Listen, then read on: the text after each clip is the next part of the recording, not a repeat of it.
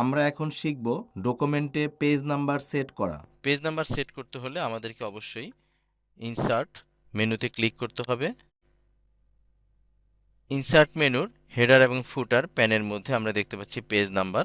তাহলে আমরা পেজ নাম্বারে এই বাটনটিতে মাউসের লেফট বাটন দিয়ে ক্লিক করব এবং পেজ নাম্বারটি আমরা কয়েকভাবেই সেট করতে পারি। একটি হতে পারে টপ অফ পেজ, অর্থাৎ পেজের টপে এটি হতে পারে, পেজের বটমে এটি হতে পারে।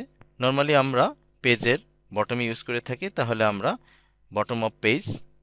এবং আমরা ঠিক এখানে দেখতে পাচ্ছি অনেকগুলো স্টাইল বা ডিজাইন রয়েছে। এর মধ্যে যেটি আমাদের পছন্দ হয় সেটি আমরা ব্যবহার করতে পারি। ধরুন আমরা চাচ্ছি এই স্টাইলটি ব্যবহার করব, তাহলে আমরা এর উপরে মাউসের পয়েন্টারটি রেখে মাউসের লেফট বাটন দিয়ে ক্লিক করব এবং আমরা দেখতে পাচ্ছি পেজের ফুটারে আমাদের পেজ নাম্বারটি চলে এসছে। এখন আমরা ক্লোজ হেডার অ্যান্ড ফুটার এই বাটনটির উপরে মাউসের লেফট বাটন দিয়ে ক্লিক করব এবং আমরা দেখতে পাচ্ছি প্রত্যেকটি পেজের নিচে তার পেজ নাম্বারটি চলে আসছে। এটি যেহেতু 1 নাম্বার পেজ, অতএব এখানে 1 পেজ দেখাচ্ছে। ঠিক একইভাবে প্রত্যেকটি পেজে আমরা এখানে পেজ নাম্বার দেখতে পাচ্ছি। এভাবে করে আমরা একটা ডকুমেন্টের মধ্যে পেজ নাম্বার সেট করতে পারি।